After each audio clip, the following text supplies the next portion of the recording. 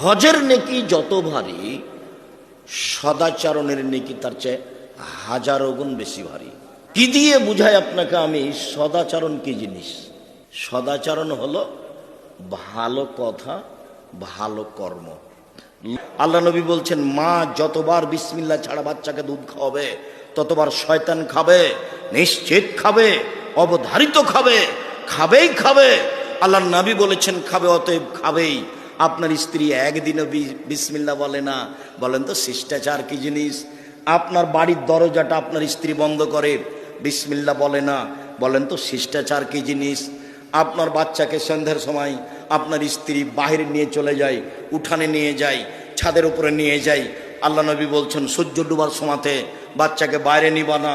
কেননা ওই সময় শয়তান চলাচল করে, বাচ্চাকে দেখলে বাচ্চা রাতে কান্নাকাটি করবে, বহন করবে। আপনার স্ত্রী বুঝে না,